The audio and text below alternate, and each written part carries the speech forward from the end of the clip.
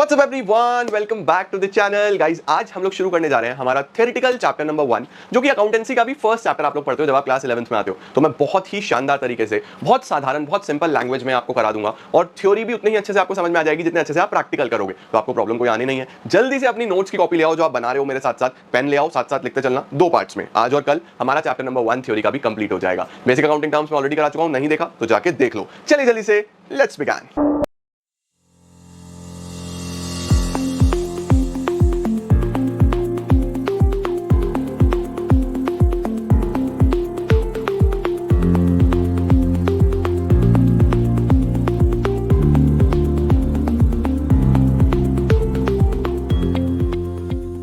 यार देखो, चैप्टर का नाम क्या है, नाम से ही समझना शुरू करेंगे हम, क्योंकि मैं बहुत ही बेसिक्स में जाना चाहता हूं। Meaning and objectives of accounting. Accounting का मतलब क्या होता है और उसके ऑब्जेक्टिव्स क्या है, हम क्यों बनाते हैं अकाउंट्स, हम क्यों पढ़ रहे हैं इस अकाउंटिंग को, what are the reasons why we are doing this, क्यों हम कॉमर्स में अकाउंटिंग पढ़ते हैं। तो बहुत अच्छे तरीके से हम इसको समझने वाले हैं। सबसे पहले मीनिंग में एक एक लाइन बेटा जी पढ़ेंगे, समझने की कोशिश करेंगे। Number 1, accounting is called as the language of the business. अब देखो, इसी पे सब कुछ टिका हुआ है। आप कोई नया बिजनेस शुरू करते हो, ठीक है, आजकल वैसे ही बहुत ट्रेंड है कि हम लोग अपना बिजनेस करेंगे। यूथ बिजनेस करना चाहता है, एंटरप्रेन्योर बनना चाहता है, जीवन में कुछ अपना करना चाहता है, रादर देन डूइंग जॉब्स। हमारे जो बच्चे हैं वो चाहते हैं वी कैन क्रिएट जॉब्स। हम जब क्रिएट कर सकते हैं तो हम जॉब क्यों करें भाई, हम तो अपना कुछ बनाएंगे, बिल्ड करेंगे। तो देखो, अब बिजनेस क्या होता है, बिजनेस आप कर रहे हो, आपको बिजनेस को पढ़ना पड़ता है, समझना पड़ता है, देखना पड़ता है कि कितना इनफ्लो हो रहा है, कितना आउटफ्लो हो रहा है। बिजनेस खुद से नहीं बोलेगा। बिजनेस कैसा परफॉर्म कर रहा है ये आपको कैसे पता चलेगा, आपकी ग्रोथ हो रही है या नहीं हो रही है, सेल्स बढ़ रही है या नहीं बढ़ रही है, आपके बैंक में पैसा आ रहा है या नहीं आ रहा है, कैश फ्लो, इनफ्लो आउटफ्लो अच्छा है या नहीं है, ये सब कैसे पता चलेगा, अकाउंटिंग देख के। हम अकाउंटेंसी में ही ये सारी की सारी चीजें तो देखते हैं कि कितना प्रॉफिट हो रहा है, कितना लॉस हो रहा है, कैश का कितना इनफ्लो आ रहा है। तो बिजनेस खुद तो नहीं बोल रहा, अकाउंटेंसी उसके लिए बोल रहा है। तो अकाउंटेंसी क्या है या अकाउंटिंग क्या है हमारे पास? Accounting is often called as the language of the business. अब सर, आपने अकाउंटिंग और अकाउंटेंसी 2 बार अलग अलग वर्ड्स लिए कि सर अकाउंटिंग एंड अकाउंटेंसी, आप ये 2 वर्ड्स यूज कर रहे हो, क्या ये दोनों सेम है? नहीं बच्चों, ये दोनों अलग अलग हैं, ठीक है। अकाउंटिंग क्या है? Accounting is the language of the business. Language of the business का मतलब कि जो बिजनेस के बारे में चीजें बताएगी, जितने भी प्रॉफिट्स होंगे, लॉसेस होंगे, बिजनेस के बारे में चीजें पता लग रही है, तो अकाउंटिंग को लैंग्वेज ऑफ द बिजनेस बोलते हैं। और इसकी स्टडी, ये प्रॉफिट निकलेगा कैसे, ये लॉस निकलेगा कैसे, जर्नल एंट्री कैसे होगी, ये जो हम सीख रहे हैं, इसको अकाउंटेंसी बोलते हैं। इसीलिए हमारे सब्जेक्ट का नाम अकाउंटिंग नहीं है, हमारे सब्जेक्ट का नाम अकाउंटेंसी है। तो अकाउंटिंग की स्टडी को ही हम अकाउंटेंसी बोलते हैं। इसको भी आगे डिटेल में हम पढ़ने वाले हैं, ठीक है। देखो, accounting is the science of, science का मतलब एक तरीके के आप ये मान लो कि नियम, रूल्स, रेगुलेशंस कैसे करी जाती है, क्या चीज है, रिकॉर्डिंग, बिजनेस ट्रांजैक्शंस को रिकॉर्ड करना, क्लासिफाई करना। क्लासिफाई का मतलब कि कौन सा एसेट के बारे में है, कौन सा लाइबिलिटीज के बारे में है। इसीलिए मैंने आपको पहले बेसिक अकाउंटिंग टर्म्स पढ़ाए कि आपको ये ज्यादा अच्छे समझ में आएगा, ठीक है। इवेंट्स को देखना जो फाइनेंशियल नेचर के हैं, फाइनेंशियल नेचर का मतलब जिसमें पैसे का लेन देन हो रहा है। And the art of making significant summaries, summary define करना कि अल्टीमेटली मुझे इससे इतना पैसा लेना है, इसको इतना पैसा देना है। तो देखो कितना कुछ अकाउंटिंग में होता है ना। अकाउंटिंग में मैं क्या कर रहा हूँ, सबसे पहले रिकॉर्ड कर रहा हूँ चीजों को, क्लासिफाई कर रहा हूं कि भैया राम को कितना, शाम को कितना, चिंटू को कितना, चिंटी को कितना, क्या हिसाब किताब है, जो भी फाइनेंसेस हैं उनकी समरी बना रहा हूं कि ठीक है, फाइनली इतना अमाउंट निकल के आया, इतना पैसा लेना था, इतना पैसा देना था, अब नेट ये बचा, ठीक है। फिर उसको एनालाइज करना कि मेरा बिजनेस सही से चल रहा है या नहीं चल रहा है। फिर इंटरप्रेट करना, इंटरप्रेट का मतलब बताना कि एक्चुअल में हुआ क्या। ये सब अकाउंटिंग की डेफिनेशन में आ जाता है, ठीक है सर। ये सब करने से हमें फाइनली बेनिफिट क्या होगा? देखो, आपको बिजनेस के बारे में पता चलेगा कि आपका बिजनेस कैसा परफॉर्म कर रहा है, तो आप इन फ्यूचर अपनी पॉलिसीज अच्छी बना सकते हो, इन फ्यूचर आप अपनी प्लानिंग अच्छी कर सकते हो। तो ये सब बच्चों अकाउंटिंग का ही पार्ट है। समझ गए अकाउंटिंग क्या है? तो accounting is basically the language of the business, जिसमें अंदर हम ट्रांजैक्शंस को रिकॉर्ड करते हैं, क्लासिफाई कर देते हैं, समराइज करते हैं, एनालाइज करते हैं और फाइनली इंटरप्रिटेशन भी करते हैं। ठीक हो गया? चलो सर, ये तो समझ गए। Characteristics of accounting. अब देखो, कैरेक्टरिस्टिक्स क्या होता है, जैसे हम बोलते हैं ना कि वो इंसान बहुत स्मार्ट है, बहुत ब्यूटीफुल है, बहुत हैंडसम है, नेचर है किसी इंसान की। उसी तरीके से अकाउंटिंग की क्या नेचर है? Number 1, it is an art as well as science. ये एक आर्ट भी है, ये एक साइंस भी है। सर, आर्ट और साइंस में फर्क क्या होता है? देखो बच्चों, किसी भी चीज को साइंस कब बोलते हो? जब सबसे पहले उसके अंदर एक well defined body of knowledge होता है। Well defined body of knowledge का मतलब उसके रूल्स रेगुलेशंस बहुत सिंपल होते हैं, बहुत क्लियर होते हैं और वेल डिफाइंड होते हैं, ठीक है। उसके अंदर कोई भी असम्पशंस नहीं है, क्लियर है सारी की सारी चीजें। उसके बाद दूसरी चीज क्या होती है, ये जितने भी प्रिंसिपल्स होते हैं या ये जितनी भी साइंस की चीजें बनी होती हैं, ये सब ऑब्जर्वेशन, एक्सपेरिमेंटेशन से over a period of time बनी होती हैं, एक दिन में नहीं बनी होती।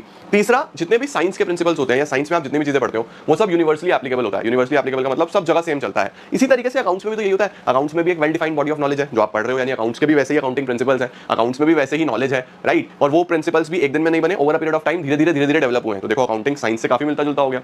उसके साथ साथ जितने भी प्रिंसिपल्स ऑफ अकाउंटिंग है, जैसे आप आगे पढ़ोगे कि स्टॉक का कैलकुलेशन कैसे किया जाता है, जो आपके दुकान में माल पड़ा है है, जो आपके गोदाम में माल पड़ा है, उसका कैलकुलेशन कैसे किया जाता है, उसके अलग अलग तरीके हैं बच्चों। तो उसका कैलकुलेशन करना एक आर्ट है, हर इंडिविजुअल, हर मैनेजर अपने तरीके से करता है। तो देखो ये आर्ट हो गया। आर्ट क्या होता है? सबका अपना अपना। जैसे सपोज अकाउंट्स पढ़ाना ही है तो अकाउंटेंसी पढ़ाना इज एन आर्ट। मैं अलग पढ़ाऊंगा, आपके स्कूल के टीचर अलग पढ़ाएंगे, यूट्यूब पे ही बहुत सारे टीचर्स हैं, सब अलग अलग अपने तरीके से पढ़ाएंगे। तो अकाउंटिंग क्या है? एक आर्ट भी है, एक कला भी है, क्योंकि सबका अपना अपना होता है, और एक साइंस भी है, क्योंकि इसमें साइंटिफिक प्रिंसिपल्स के जैसे अकाउंटिंग प्रिंसिपल्स भी फॉलो किए जाते हैं। अकाउंटिंग इज एन आर्ट किस चीज का? Recording, classifying and summarising business transactions, ठीक है। उसके साथ साथ एक ऑर्गेनाइज्ड बॉडी ऑफ नॉलेज भी है, इसलिए हम इसको साइंस के भी बराबर मानते हैं। नंबर 2, अकाउंटिंग में आप कैसी ट्रांजैक्शंस रिकॉर्ड करते हो? सिर्फ और सिर्फ फाइनेंशियल ट्रांजैक्शंस। हम कोई भी नॉन फाइनेंशियल ट्रांजैक्शंस अकाउंटिंग में रिकॉर्ड नहीं करते। देखो ऐसा भी हो सकता है कि आज मेरा मूड खराब है, तो मैं शायद अपने कस्टमर को इतने अच्छे से कन्विंस ना कर पाऊं माल खरीदने के लिए जितना मैं नॉर्मली कर देता हूं, तो नुकसान तो हो रहा है, लेकिन मैं इसको रिकॉर्ड नहीं करता क्योंकि मैं इसको मेजर नहीं कर पा रहा कि कितना नुकसान हो रहा है। तो अकाउंटिंग क्या है? इसके अंदर हम सिर्फ और सिर्फ फाइनेंशियल ट्रांजैक्शंस को ही रिकॉर्ड करते हैं, नॉन फाइनेंशियल ट्रांजैक्शंस को रिकॉर्ड नहीं करते।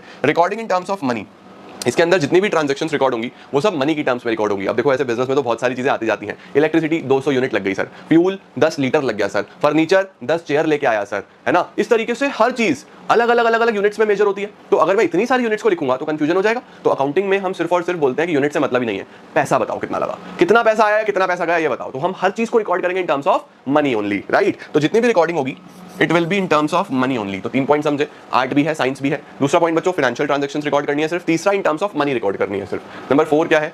फिर आप इसमें क्लासीफाई भी करते हो। क्लासीफाई का मतलब कि हम बताते हैं कि कौन से एसेट्स हैं, कौन से लाइबिलिटीज हैं, कौन से खर्चे हैं, कौन से इनकम्स हैं, कौन से प्रॉफिट्स हैं, कौन से गेन्स हैं। हम सिमिलर नेचर की चीजों को क्लासीफाई करते हैं कि राम से रिलेटेड चीजें राम की जगह पे लिखो, श्याम से रिलेटेड श्याम की जगह पे लिखो, सबको क्लासीफाई करो, उनके नेचर के हिसाब से लिखो। तो इसमें हम क्लासीफाई भी करते हैं। देन समरी बनाते हैं, यानी कि हम एक समराइज्ड स्टेटमेंट भी बनाते हैं, जिसको आप आगे पढ़ोगे उसको हम ट्रायल बैलेंस बोलते हैं। पूरा चैप्टर है, डिटेल में पढ़ेंगे।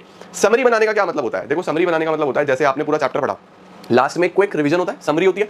उसी तरीके से अकाउंटिंग में जब आपने डिटेल में सारी चीजें कर ली तो लास्ट में हम कुछ ऐसी स्टेटमेंट्स भी बनाते हैं जिनको आप क्विक समरी बोल सकते हो, जो आप एक फाइनल बोल सकते हो कि उसको देखा और आपको सब कुछ पता चल गया। तो अकाउंटिंग में हम समरी भी बनाते हैं, समराइजिंग भी करते हैं, फिर इंटरप्रिटेशन करते हैं। इंटरप्रिटेशन का मतलब हम इस तरीके से प्रेजेंट करते हैं अकाउंटिंग इन्फॉर्मेशन को कि सबको समझ में आ जाए। सर सब लोग कौन हो गए भाई? ऑनर हो गया, मैनेजमेंट हो गए, बैंकर्स हो गए जिनसे हमने पैसे का लेन देन किया, इन्वेस्टर्स हो गए, हमारे क्रेडिटर हो गए जिनसे उधार में माल खरीदा है। ये सब इंटरेस्टेड रहते हैं हमारे अकाउंट्स देखने के लिए, क्योंकि हमारे अकाउंट्स देख के इनको अंदाजा होगा कि हम कितने साउंड है, हम कितने फाइनेंशियली अच्छा कर रहे हैं, समझे। तो इसीलिए बहुत इंपॉर्टेंट होता है इंटरप्रिटेशन भी। तो classifying, summarising, interpretation and last communicate करना कि बिजनेस कितना अच्छे से काम कर रहा है या नहीं कर रहा है, क्योंकि लैंग्वेज क्या है?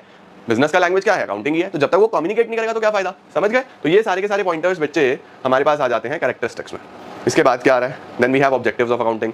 सर पर्पस क्या है, क्यों बनाया हमने, क्या ऑब्जेक्टिव है? पर्पस क्या है सर, क्यों बनाया जाता है, ऑब्जेक्टिव क्या छुपा हुआ है इसके पीछे, क्यों बना रहे हैं? देखो बहुत आसान है। सबसे पहले to keep a systematic record. हमारे बहुत सारी ट्रांजैक्शंस बिजनेस में होती हैं, बहुत सारे लोग कैश में ट्रांजैक्शन करते हैं, बहुत सारे लोग उधार में करते हैं। हमारे से मान ले गए, पैसा बोल रहे हैं दे देंगे। अब इतने लोग आन जान लगा रहता है, लेन देन लगा रहता है, तो सब कुछ तो दिमाग में नहीं रख सकते। हमारे पास मेमोरी है, मेमोरी कार्ड तो नहीं है, भूल जाएंगे।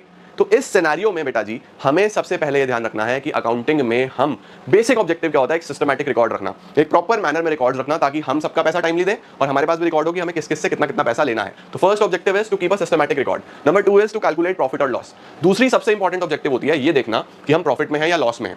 मैं ये जानना चाहता हूं कि मैं जो मेहनत कर रहा हूं सुबह से लेकर शाम तक, मैं एक एक महीना पूरा पैसा लगा के अपने बिजनेस में खुद को इतना सब कुछ 100% डेडिकेशन से काम कर रहा हूं, तो मैं कमा क्या रहा हूं? अगर 100 रुपए लगा के मैं लॉस में जा रहा हूं तो इससे अच्छा तो मैं 100 रुपए बैंक में रख देता। वो बैंक इसको इंटरेस्ट के साथ 103, 104, 106 मुझे दे देता ना। एफडी पे 6% का इंटरेस्ट आ जाता है, एफडी मतलब फिक्स डिपॉजिट। तो अगर मैं बैंक में भी रखता तो बैंक भी इसको 100 से 106 कर देता बिना कुछ करे। अगर मैं अपने बिजनेस में 100 लगा के 100 ही बना रहा हूं तो फिर तो बेकार है ना यार। तो मेरे लिए बहुत इंपॉर्टेंट है ये देखना कि मैं प्रॉफिट में जा रहा हूं या नहीं जा रहा हूं, मैं लॉसेस में तो नहीं जा रहा हूं। तो ये चीज का भी ध्यान रखना है। तीसरा, to know the exact reasons. ये प्रॉफिट हुआ तो क्यों हुआ, लॉस हुआ तो क्यों हुआ। प्रॉफिट हुआ तो मैंने क्या अच्छा किया, लॉस हुआ तो मैंने क्या खराब किया, उसके रीजंस भी यहीं से पता लगेंगे। उसके बाद to ascertain the financial position. Financial position में बच्चों हम लोग क्या देखते हैं? फाइनेंशियल पोजीशन में वी ट्राई टू कैलकुलेट या we try to just understand the wealth of the party. Wealth का मतलब कि मेरे एसेट्स कितने हैं, मैंने प्रॉपर्टीज कितनी बनाई हैं। देखो आपने देखा होगा बहुत सारे ऐसे लोग हैं जो खूब पैसा कमाते हैं लेकिन वो वेल्दी नहीं हो पाते। वेल्दी क्यों नहीं हो पाते? क्योंकि उन्होंने कोई प्रॉपर्टी नहीं बनाई, बहुत पैसा आया ऐसे ही चला गया, फ्यूचर के लिए कुछ बना ही नहीं पाए। तो फ्यूचर के लिए अगर आप लोग क्या बना रहे हो, अगर आप फ्यूचर के लिए एसेट्स बना रहे हो, फ्यूचर के लिए लैंड, बिल्डिंग, प्रॉपर्टी, इस तरीके की चीजें, गोल्ड, आपने इन्वेस्टमेंट्स बनाई है, तो आप वेल्दी हो रहे हो, आपकी वेल्थ डेवलप हो रही है। तो अकाउंटिंग में हम लोग ये भी देखते हैं कि एक इंसान की वेल्थ कितनी है। चिंता मत करो, ये सब तुम कैलकुलेट करना सीखोगे। अब शुरुआत हो गई है तुम्हारी, तुम्हें पैसे में ही खेलना है अगले 2-3 साल तक। उसके बाद फिर जीवन में भी जब अपने अपने बिजनेसेस करोगे, आगे बढ़ोगे, तब भी मेरी यही दुआ रहेगी, मेरी यही प्रे रहेगी हमेशा कि आप लोग खूब पैसा कमाओ और खूब वेल्दी बनो। ठीक है, तो सिस्टमैटिक रिकॉर्ड हो गया, प्रॉफिट एंड लॉस हो गया, एग्जैक्ट रीजंस हो गए, फाइनेंशियल पोजीशन का मतलब वेल्थ चेक करना, then progress of the business check करना कि आप कितना प्रोग्रेस कर रहे हो, अच्छे से कर भी रहे हो या नहीं कर रहे हो, ईयर ऑन ईयर कितना ग्रोथ हो रहा है, ये भी अकाउंटिंग से पता चलता है। उसके बाद कोई एरर या फ्रॉड तो नहीं हो रहा, ये भी अकाउंटिंग से आप देख सकते हो। उसके बाद अलग अलग पार्टीज को इन्फॉर्मेशन देना, वही कि कहां से कितना पैसा आया, कहां कितना पैसा गया, तो ये सब इन्फॉर्मेशन भी अकाउंटिंग से ही हमें मिलती है। ओके, देन वी हैव बेटा जी फंक्शंस ऑफ अकाउंटिंग। अच्छा, फंक्शंस और ऑब्जेक्टिव्स ऑलमोस्ट सिमिलर हैं, जो आपने ऊपर पढ़े हैं वही यहाँ पे भी चल जाएंगे, क्योंकि फंक्शंस भी तो वही होता है कि अकाउंट क्या क्या काम कर रहा है भाई, जो ऑब्जेक्टिव है वही काम कर रहा है। सबसे पहला maintaining complete and systematic records, इसका स्क्रीनशॉट ले सकते हो। कम्युनिकेट करना फाइनेंशियल रिजल्ट्स अलग अलग पार्टीज को, फाइनेंशियल स्टेटमेंट्स प्रिपेयर करना, ठीक है। फाइनेंशियल स्टेटमेंट्स में बच्चों कुछ स्टेटमेंट्स होती हैं जो प्रॉफिट्स या लॉसेस कैलकुलेट करती हैं, उसको स्टेटमेंट्स ऑफ प्रॉफिटेबिलिटी बोलते हैं। कुछ स्टेटमेंट्स होती हैं जो वेल्थ बताती हैं, उसको स्टेटमेंट ऑफ फाइनेंशियल पोजीशन बोलते हैं। तो दो स्टेटमेंट्स तैयार होंगी। उसके साथ साथ एसेट्स को प्रोटेक्ट करना, एसेट्स को प्रोटेक्ट करने का मतलब सबको अच्छे तरीके से रिकॉर्ड करना, सबका डिटेल रखना ताकि कोई भी गड़बड़ ना हो। इसका स्क्रीनशॉट ले लो फंक्शंस के लिए, सेम बिल्कुल सेम। देन असिस्टेंस देना मैनेजमेंट को। असिस्टेंस का मतलब देखो, जब अकाउंटिंग होगी तो आपको पता लगेगा कि आप क्या सही कर रहे हो क्या गलत कर रहे हो, तो आप फ्यूचर के लिए पॉलिसीज उसी हिसाब से बनाओगे ना, तो आपका पर्सनल असिस्टेंट है एक तरीके से बिजनेस में। Compliance of legal needs, compliance of legal needs का मतलब कि जो गवर्नमेंट ने कानून बनाए हुए हैं, लॉज बनाए हुए हैं, उस लॉज के हिसाब से ही आप अकाउंटिंग करते हो। तो इसमें भी आपको ये भी एक फंक्शन है कि आपको लॉ को भी फॉलो करके चलना है। फिक्सिंग रिस्पॉन्सिबिलिटी, एक फंक्शन अकाउंटिंग का ये भी है कि आपको प्रॉफिटेबिलिटी हर डिपार्टमेंट से निकल रही है नहीं निकल रही है देखना है, उसकी जिम्मेदारी लेनी है। ट्रस्टीशिप, ट्रस्टीशिप का क्या मतलब होता है, in case the companies the management is interested with the task of controlling the resources. तो ये जो ट्रस्टीशिप वाला पॉइंट है ना बच्चों, ये कंपनीज के लिए ज्यादा रेलेवेंट होता है, क्योंकि कंपनी एक सेपरेट लीगल एंटिटी है। सेपरेट लीगल एंटिटी का मतलब कंपनी एक अलग पहचान है, और कंपनी का हिसाब किताब रखने के लिए कोई ना कोई तो चाहिए ना। तो हम लोग नॉर्मली क्या करते हैं, जितने भी फाइनेंस के लोग होते हैं या बोर्ड ऑफ डायरेक्टर्स मान लो आप, मेनली अभी ज्यादा कंफ्यूज मत हो, जितने भी बोर्ड ऑफ डायरेक्टर्स हैं उनके ऊपर जिम्मेदारी होती है कि वो कंपनी के फाइनेंसेस को अच्छे से देखें। तो अकाउंटिंग हेल्प करता है, क्योंकि कंपनी का ट्रस्टी कौन है, ट्रस्टी का मतलब जिस पे कंपनी भरोसा रख रही है कि ये सब अच्छे से करेगा, board of directors. Board of directors को हेल्प करता है कौन, अकाउंटिंग, अकाउंट्स में फाइनेंसेस को अच्छे से मैनेज करने के लिए। तो कंपनीज के लिए ट्रस्टीशिप अच्छे से हो जाती है जब अकाउंटिंग प्रॉपर हो, ठीक है। चलो भाई, इसके बाद बच्चों हमारे पास एक छोटा सा डिफरेंस आता है, बुक कीपिंग और अकाउंटिंग। इसका आप यहाँ पे सिर्फ स्क्रीनशॉट ले लो, क्योंकि ये सब मैंने एक डिफरेंस के फॉर्म में नीचे लिखा है। बुक कीपिंग का हो गया स्क्रीनशॉट, अब अकाउंटिंग का ले लो, ठीक है। अब जरा यहाँ पे पढ़ो बुक कीपिंग और अकाउंटिंग क्या होता है सर। देखो बच्चों, बुक कीपिंग और अकाउंटिंग ऐसे है, जैसे आप पढ़ना शुरू करते हो तो पहले आप बेसिक छोटी छोटी चीजें पढ़ते हो, फिर आप डिटेल में आगे रूल्स पढ़ते हो, बड़ी चीजें पढ़ते हो। जैसे बच्चा first second third fourth fifth six seventh eighth basic science के बारे में पढ़ता रहता है। नाइन्थ में आते ही लेवल ही चेंज हो जाता है, 9th 10th 11th 12th में अलग लेवल का साइंस पढ़ रहा होता है वो। तो इसी तरीके से बुक कीपिंग एक बहुत प्राइमरी स्टेज है, यानी सिर्फ रिकॉर्ड्स रखना, सिर्फ हिसाब किताब एक कॉपी में लिखना, सिर्फ इतना पता होना आपको कि क्या आया क्या गया, ये बुक कीपिंग है। अकाउंटिंग क्या होता है, नेक्स्ट लेवल स्टेज हो जाता है, जब आप सब चीज को प्रॉपर रूल्स के साथ, जो आप रूल सीखोगे, जो आप बना रहे होते हो, आपको डेबिट क्रेडिट का हिसाब किताब पता होता है, आप बहुत अच्छे से क्लासिफाई करते हो, समराइज करते हो, एनालाइज करते हो, रिपोर्ट करते हो, सारी की सारी फाइनेंशियल ट्रांजैक्शंस को, वो अकाउंटिंग है। तो बुक कीपिंग छोटे लेवल पे होती है, अकाउंटिंग बहुत बड़े लेवल पे होती है। देखो बुक कीपिंग क्या है, बुक कीपिंग में आप लोग सिर्फ आइडेंटिफाई करते हो ट्रांजैक्शंस को, सही है। आप क्या करते हो, आइडेंटिफाई करते हो कौन सी ट्रांजैक्शंस है फाइनेंशियल नेचर की, मेजरमेंट्स करते हो, रिकॉर्ड करते हो, क्लासिफाई करते हो, बस बेसिकली रिकॉर्डिंग तक का ही ये सीमित होता है। अकाउंटिंग में क्या होता है, इतना करने के बाद फिर आप समरी भी बनाओगे, एनालाइज भी करोगे, इंटरप्रिटेशन भी करोगे, कम्युनिकेशन भी करोगे, फाइनल डिसीजंस भी लोगे। तो बुक कीपिंग से नेक्स्ट स्टेज अकाउंटिंग होता है ना। तो देखो बुक कीपिंग एक प्राइमरी स्टेज है, अकाउंटिंग एक सेकेंडरी स्टेज है। अब बुक कीपिंग करने के लिए कैसा स्टाफ चाहिए, देखो जूनियर स्टाफ चाहिए। अकाउंटिंग के लिए कैसा स्टाफ चाहिए, सीनियर स्टाफ चाहिए। बुक कीपिंग का मेन ऑब्जेक्टिव क्या है, सिर्फ रिकॉर्ड मेंटेन करना, सिर्फ सिस्टमैटिक रिकॉर्ड रखना। अकाउंटिंग के ऑब्जेक्टिव्स आप पीछे बढ़ के आए बहुत सारे, इसका ऑब्जेक्टिव रिजल्ट्स निकालना, प्रॉफिट्स एंड लॉस निकालना, फाइनेंशियल पोजीशन देखना, है ना। बुक कीपिंग का क्या नेचर है, रूटीन नेचर की बस आप करके छोड़ दो। अकाउंटिंग का नेचर क्या है, एनालिटिकल। एनालिटिकल का मतलब आपको proper step by step date wise सारी चीजें रखनी पड़ेंगी, तो इसका नेचर एनालिटिकल है। नॉलेज लेवल बुक कीपिंग के लिए बच्चों बेसिक लिमिटेड नॉलेज के साथ भी काम हो जाएगा, अकाउंटिंग के लिए हायर लेवल ऑफ नॉलेज चाहिए। बुक कीपिंग में आपको कोई भी बेसिक स्किल्स या हायर लेवल स्किल्स में कंपैरिजन करने की जरूरत नहीं है, आपके पास लिमिटेड नॉलेज लिमिटेड स्किल है, चलेगा। तो बुक कीपिंग में लिमिटेड स्किल के साथ भी काम हो जाता है, उधर आपके पास प्रॉपर एनालिटिकल स्किल्स होनी चाहिए। तो ये था बच्चों एक difference between book keeping and accounting. एक छोटा सा डिफरेंस हम लोग और देखेंगे, जो कि है अकाउंटिंग और अकाउंटेंसी में। ये मैंने आपको पहले ही बताया कि अकाउंटिंग क्या है, जितना भी काम आप बिजनेस में कर रहे हो, it is the language of the business. Accountancy क्या है, जो आप पढ़ रहे हो कि ये करा कैसे जाता है ना। तो देखो अकाउंटिंग क्या है, रिकॉर्डिंग करना, क्लासिफाई करना, समराइज करना ट्रांजैक्शंस को, ये अकाउंटिंग है। ये कैसे करा जाता है, इनकी study, it is a body of knowledge prescribing the rules to be observed while recording, classifying and summarising. इसलिए आपके सब्जेक्ट का नाम ये है, क्योंकि आप इसमें ये सब सीखने वाले हो, ठीक है। तो अकाउंटिंग का नैरो स्कोप है, यानी इससे तो छोटा ही कॉन्सेप्ट हुआ ना, और अकाउंटेंसी एक वाइडर स्कोप है, काफी बड़ा है एज कंपेयर टू अकाउंटिंग, ठीक है। रिलेशन क्या है, देखो अकाउंटिंग जो है वो बुक कीपिंग पे डिपेंडेंट है, और अकाउंटेंसी पे दोनों की स्टडी हो जाएगी, बुक कीपिंग की भी और अकाउंटिंग की भी। इसका मेन फंक्शन क्या होता है, नेट रिजल्ट्स निकालना, प्रॉफिट या लॉस निकालना, वहां पे आप डिसीजन मेकिंग सीखते हो, आप नॉलेज लेते हो, तो वो एक काफी बड़ा कॉन्सेप्ट है। तो अकाउंटिंग अकाउंटेंसी भी समझ गए, बुक कीपिंग अकाउंटिंग भी समझ गए, objectives of accounting, functions of accounting, accounting के बारे में काफी कुछ आपको आज पता लगा होगा। छोटा सा होमवर्क दे रहा हूं आपको, जो भी बुक आपको पढ़ाई गई है, जो भी बुक आपके स्कूल में यूज करी गई है, उसको ओपन करो, जितने टॉपिक्स मैंने आज आपको पढ़ाए हैं इसको एक बार गो थ्रू करो। कोई डाउट आए तो कमेंट्स में आके लिख देना, उसको मैं अगली वीडियो में ही कवर कर दूंगा, क्योंकि एक वीडियो में और बनाता हूं मैं, इसलिए 2 पार्ट्स बनाता हूं कि बच्चों को पहले पार्ट में अगर कोई प्रॉब्लम है तो मैं कमेंट्स में पढ़ लूं और दूसरे पार्ट में बहुत अच्छे से क्लियर कर दूं। तो इस चैप्टर को बहुत शानदार तरीके से मैं आपको पढ़ाऊंगा, साथ साथ याद करते चलना। आज वाली बात में अगर कुछ भी समस्या आए, feel free to reach out to me in comments, मैं जल्दी से उसको ठीक कर दूंगा, ठीक है। तो आज के लिए इतना ही गाइस, कल मिलते हैं, चैप्टर को खत्म करेंगे, फिर नया चैप्टर शुरू करेंगे। Thank you so much everyone for joining in, I am gonna see you all super soon, till then see ya, take care, bye bye.